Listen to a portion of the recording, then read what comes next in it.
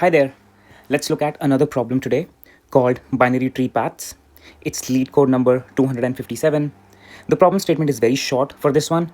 It says that we are given a binary tree, and more specifically, we are given the root of the binary tree, and we have to return all root to leaf paths in any order. A leaf is a node with no children. We'll use a paradigm called the race paradigm to go through this question. R in race stands for reason. In this section of the problem, we'll just try to reason through the question and understand what the question really asks us to do. In the approach, which is the A part of the race, here we'll discuss the approach which we use to solve this question. Code is where we look at the code for solving the question, and then evaluate will be where we'll step back and evaluate our approach and list down the complexities for our approach. Okay, let's start with reasoning with the question. So let's say this is the tree that you have where you have to provide all the root to leaf paths. We have just one root and two leaves here. The root to leaf path for our first leaf would be 1, 2, and 5, where 1 is the root and 5 is the leaf. Similarly, for our second leaf, which is 3, the root to leaf path would be 1 and 3. And this is what will be our answer. Now, if you look at the solution more closely, it essentially is formed when we move from root to leaf in this fashion. Similarly, 1 and 3 is formed when we move like this. So, if you think about the approach now,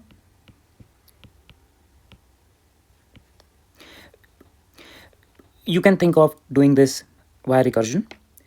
More specifically, we will look at depth first search.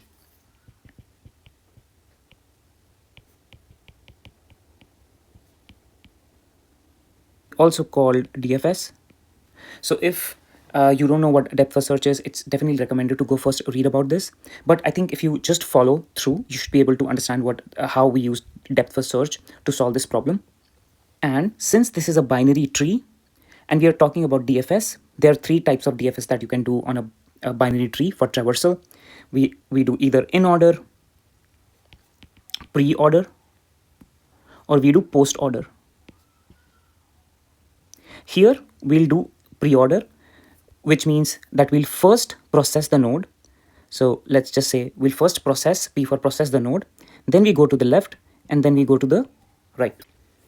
Before talking about how we can use pre-order to solve this problem, let's quickly just review depth first search. So continuing with our example, the way depth first search works is it primarily works in 2 steps. So you're given a stack. You do 2 steps. 1, you pop and process from top of the stack. Let's call this as element E. The second step you do is you push E's neighbors on stack.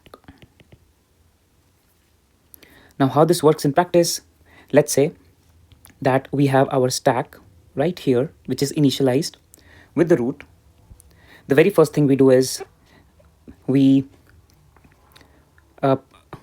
pop one out and process it. So in this case, we are just printing it. After processing it, we push its children 2 and 3 in the stack. We do the same thing again. We pop 2, which is on the top now.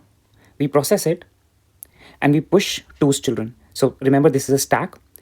It will be pushed on the top, which is this now becomes 5 and 3. We do the same. We pop 5, process 5, and since 5 have no children, we'll not push anything into the stack. We'll continue and pop 3, process 3, and we'll see if 3 has any children or neighbors. So 3 does not.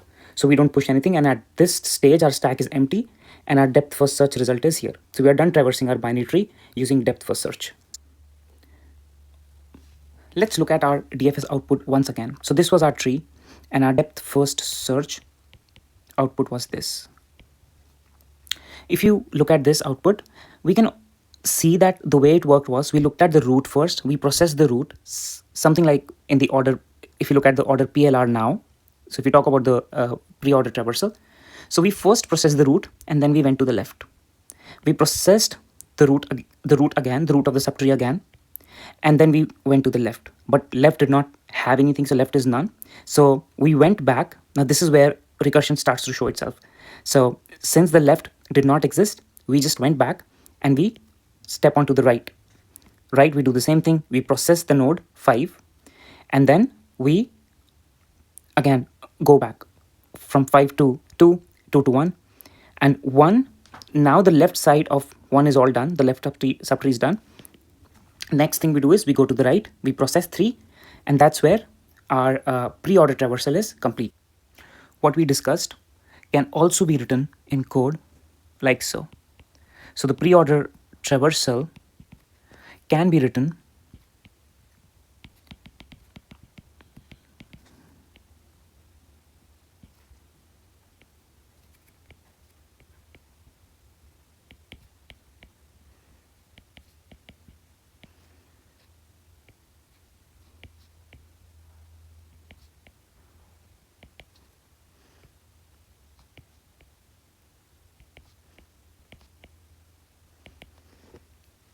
okay.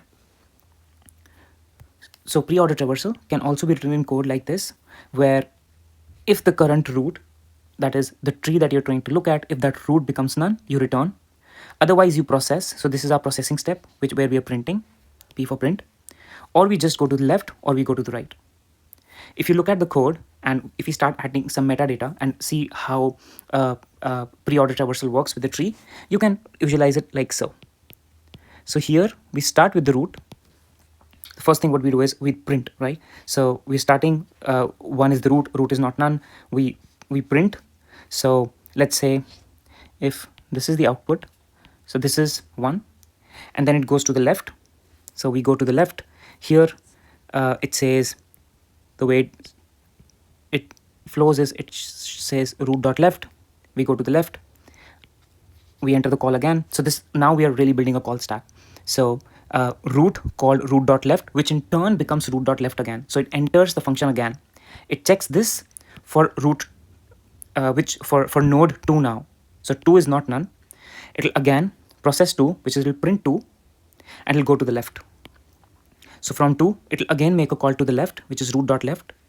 When it does that, here 2's left is none, so it'll return. So this is where we get our first return call. This is very important. So in other words, so far we kept diving on the left, but the moment the terminal condition hit, we returned. So this is where we return. For 2, this left call is done. So this was 2's left call. So this is done. Now for 2, we go to the right. So when we go to the right, we do the same. We print first, and then for right, the call stack resumes for right then. But for 5, left and right both are none. So both the calls will return from here because they both are none.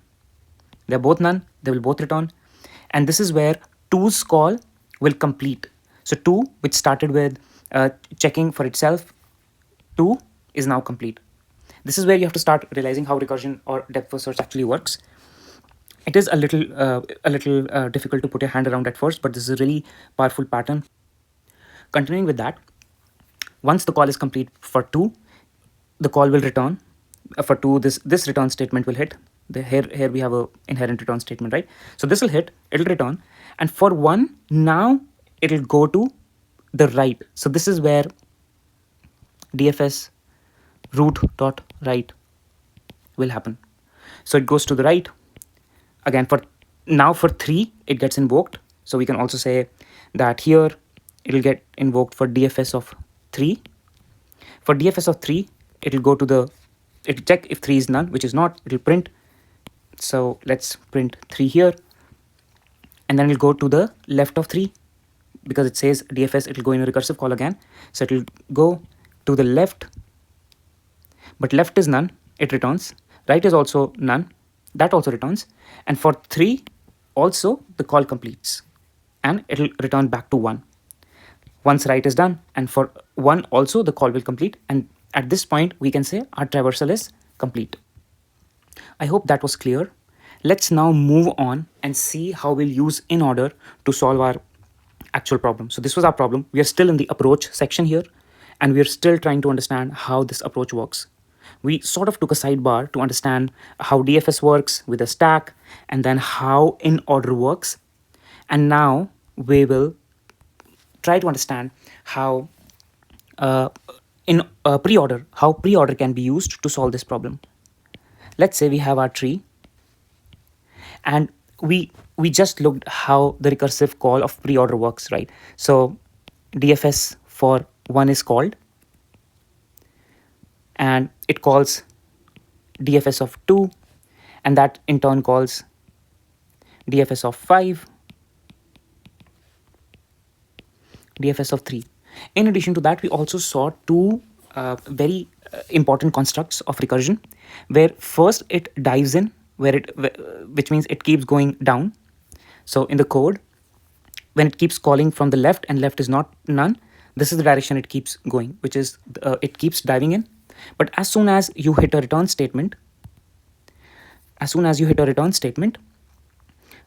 you start coming back from the recursion calls.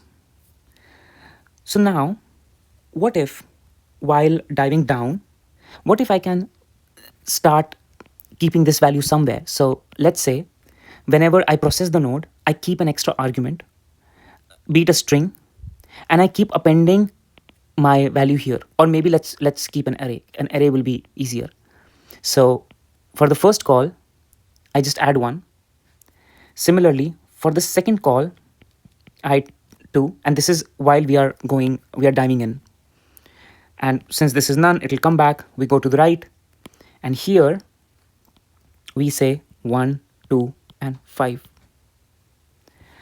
Now, if you see closely, this is the output that we are looking for. This is the path that we want from our root to our leaf node 1, 2, and 5, which covers all the nodes in the path. So if we do the same here, and since we are keeping this in the argument of the function call, the state here, a new array gets created. Like, it's not a call by reference. So that means you'll have just 1 here. So when one's call return from the left and they go to the right, 1, and you just add 3. So as soon as your leaf node hits, all you need to do is you just need to collect your value in your argument and copy that in a global variable. I've cleaned the tree a little bit so that we can start looking at the code. Here's the code. It's not that complicated. It's very similar to the pre-order that we just discussed. It has 2 calls, left and right call. And then there is a pre-processing step where we check if the node is a leaf. So this is where it checks if it's a leaf. If it's a leaf, then we have a global variable self.answer, which is an instance variable of the class. We just append whatever we have in the path.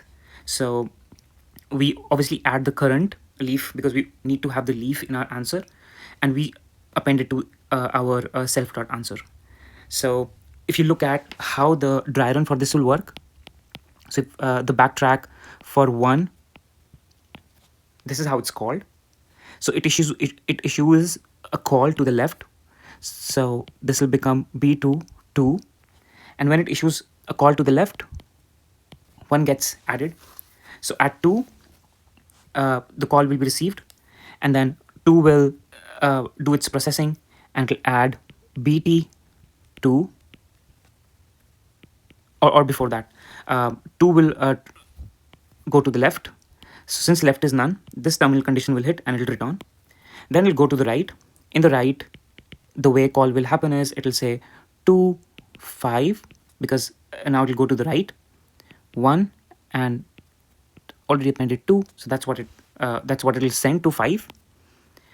At 5, it'll check both the conditions again. If it's none, it's not none, but this condition will satisfy because this is a leaf node, right? This is our leaf node. So for the leaf node, what happens is this condition will satisfy, and our self.answer. So let's say this is an answer. In our answer, whatever path we have, our path will become, it is 1, 2, and 5 will get added, because see, we add 5, and this will get appended in our answer.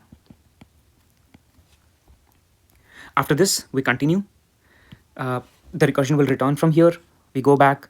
For 2, both the calls are done. It will go back. But for 1, this is complete. Now it will go to the right. When it goes to the right, similar thing will happen. It will go to right, and it will, obviously, this is also appending itself. Right? So it's appending itself. And here again for 3, 3 is also a leaf node. For 3 also, the condition will hit, and you will get 1 and 3, and this will get appended to our answer. That completes our code section. Let's look at the very last piece where we evaluate our solution. So here, if you talk about the time complexity, since this is a depth first solution, and in terms of the number of nodes, n, where n is the number of nodes, this will scale with O of n because you're visiting each node once. And the space complexity, since you're maintaining a call stack in the memory, and each time you tend to have one path in the memory, one call stack in the memory. So worst case, if your tree is in form of a linked list, you will have all the call for all the nodes in the memory, which again will scale with the factor of O of n. Okay, so that winds up our discussion on this question. We went through a very important paradigm today, which is the race paradigm: reason, approach, code, and evaluate. And most of all, we looked at a new problem, binary tree paths. Thank you for watching, and see you in the next one.